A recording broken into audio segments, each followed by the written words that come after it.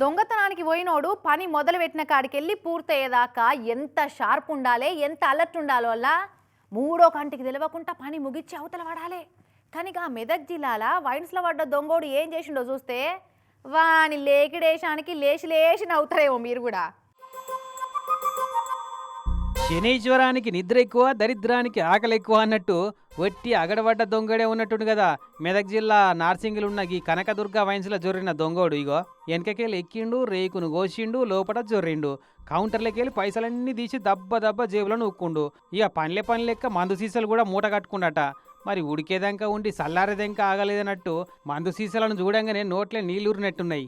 అప్పటికప్పుడే మూత ఇప్పి గట్ట నీళ్లు కలుపుకోకుండా మందు కొట్టిండో ఏం పాడో గాని కిక్కు ఎక్కువై అండ్లనే వన్నాడట గిట్లా. నిన్న తెల్లారంగా వైన్స్ తెరుద్దామని వచ్చి చూస్తే ఏముంది అని గుర్రు కొట్టి నిద్రపోతున్నట ఈ దొంగోడు. ఒరే ఎవర్రా నువ్వు ఇళ్ళకెట్లొచ్చినవరా అని ఎంత లేపినా లేత్తలేడట. పైకి చూస్తే రేకులు కోసి ఉన్నాయి. కౌంటర్లకెళ్ళి తీసి జేబులో పెట్టుకున్న నోట్లల్లో కొన్ని షెడ్డి పక్కకు పడ్డాయి. రేకులు కోసి కిందికి దిగేటప్పుడు చెంపకు రేకు గిన కోసుకపోయిందో ఏమో, కాటు పడ్డది కొంచెం. ఇక డౌట్ లేదు వీడు పక్కా దొంగోడే అని పోలీసు వాళ్ళకి ఫోన్ కొట్టినట. అంతేనా అన్న? పొద్దున ఉదయాన్నే 10 గంటలకు వచ్చి షాప్ తీసి ఓపెన్ చేసేసరికి అందులో గుర్తు తెలియని వ్యక్తి ఉన్నాడు. పైన రేకులు కట్ చేసి తను అన్కాన్షియస్లో ఉన్నాడు, స్పృహలో లేడు.